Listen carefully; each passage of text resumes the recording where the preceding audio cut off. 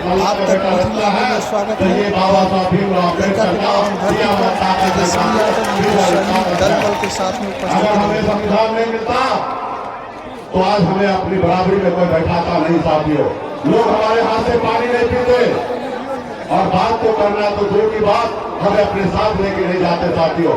इसलिए साथियों तमाम हमारे सामाजिक न्याय के लिए लड़ने वाले समाजवाद के नेता, पिछड़ा दलित का नेता, अगर चाहते हैं कि आपके आने वाला पीढ़ी सर उठा लीजिए तो इसके लिए आपको सबसे पहले संविधान को बचाना पड़ेगा और मोदी जी को सत्ता से हटाना पड़ेगा साथियों।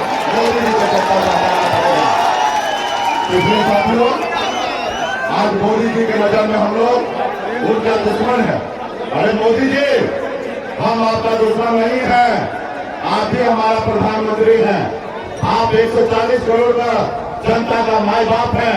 मैं आपसे हाथ जोड़ के विनती करता हूँ, जो 2014 में आपने जो भाषण दिया था, अगर आपने दम है तो फिर 2024 में वही भाषण देके दिखाइए। आपने क्या कहा था?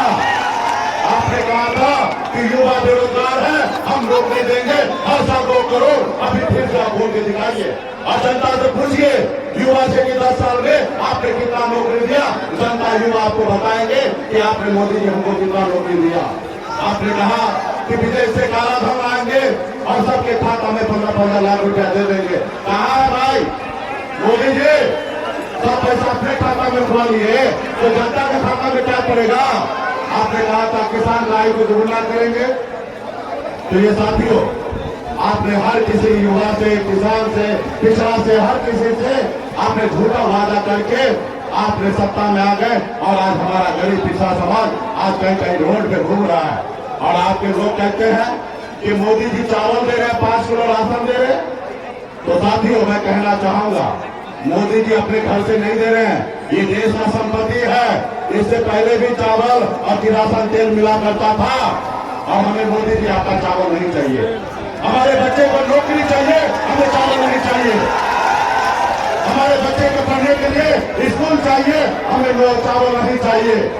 हमारे बच्चे को इलाज के लिए हॉस्पिटल चाहिए, हमें आपका चावल नहीं चाहिए साथियों, हमें चावल नहीं चाहिए।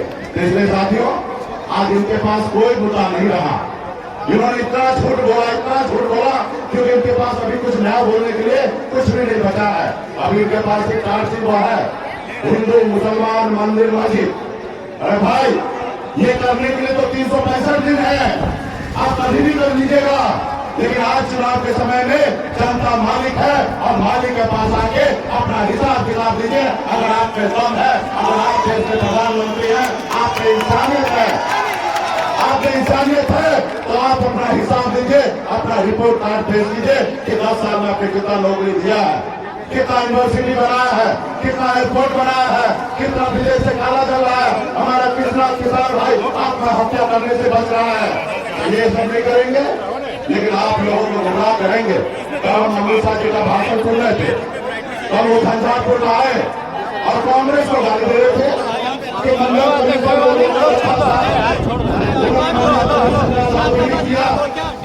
मोदी जी अमित शाह जी आपके हाथ में नहीं मिलता था,